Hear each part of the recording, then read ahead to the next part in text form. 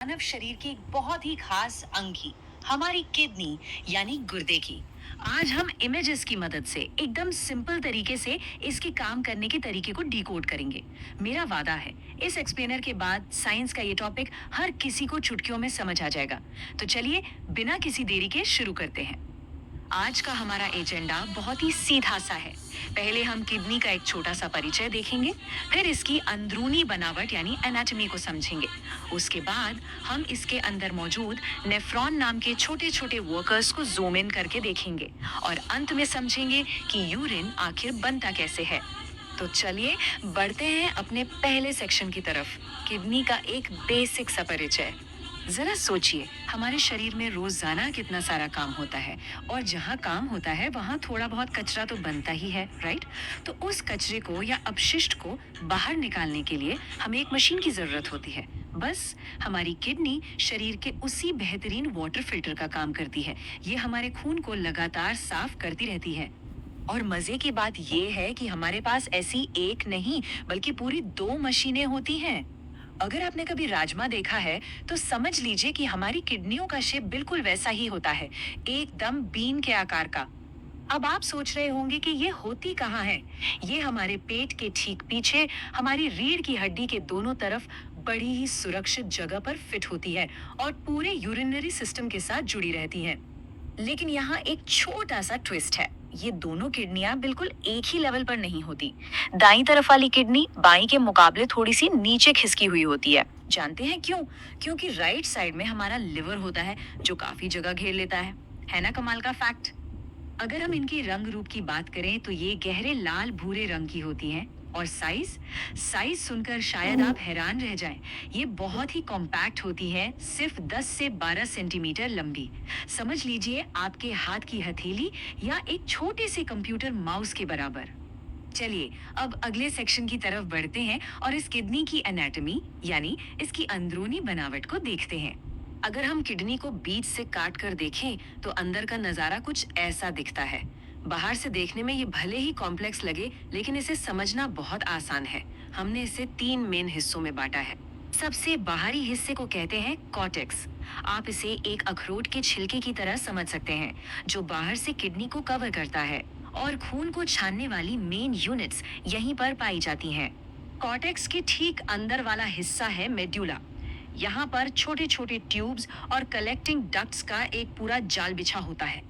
और तीसरा सबसे अंदरूनी हिस्सा है रीनल पेल्विस। इसका शेप बिल्कुल एक फनल या कीप की तरह होता है। इसका काम बहुत सिंपल है, सारे लिक्विड को इकट्ठा करना और उसे यूरेटर नाम की नली में नीचे की तरफ धकेल देना। अब बारी है हमारे तीसरे सेक्शन की। चलिए, माइक्रोस्कोप लगाते हैं और जूम इन करते हैं हमारे असली हीरो पर, जिसे कहते हैं नेफ्रॉन। यही वो छोटी सी वर्कर यूनिट है जो किडनी का सारा काम संभालती है। अब जरा एक नंबर गेस कीजिए, एक 12 सेंटीमीटर की किडनी में कितने नेफ्रॉन होंगे? 100? 1000? जी नहीं, एक अकेली किडनी के अंदर लगभग 10 लाख नेफ्रॉन ठसाठस भरे होते हैं। जी हाँ, पूरे 10 लाख। एक सिंगल नेफ्रॉन बिल्कुल एक माइक्रोस्कोपिक प्लमिंग सिस्टम की तरह दिखता है।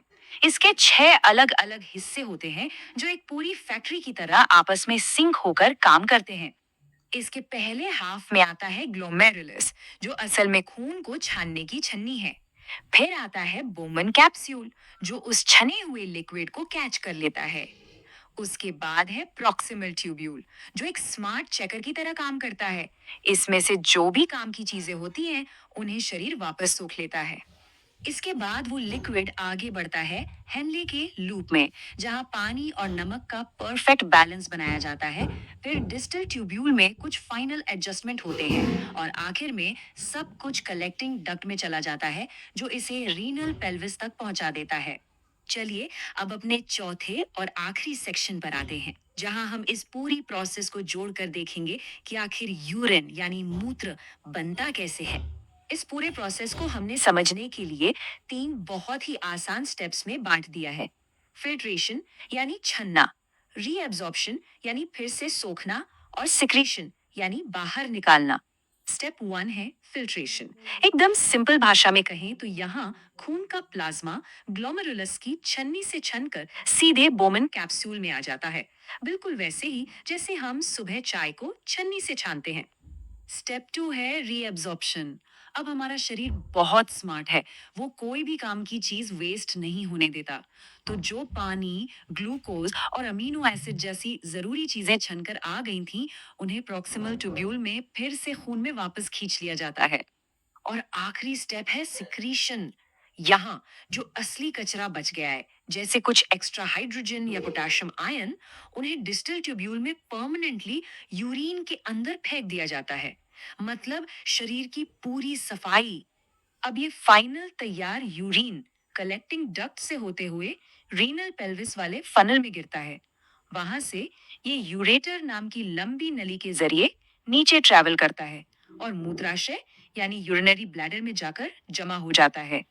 तो दोस्तों, जैसे जैसे हमारा ये एक्सप्लेनर खत्म हो रहा है, जरा एक पल के लिए सोचिए, क्या ये वाकई किसी चमत्कार से कम है? रोजाना बिना थके बिना रुके हमारी 12 सेंटीमीटर की किडनी के अंदर 10 लाख माइक्रोस्कोपिक मशीनें हमारे शरीर को साफ रखने का काम कर रही हैं। ये सच में विज्ञान का एक मास्टरपीस है।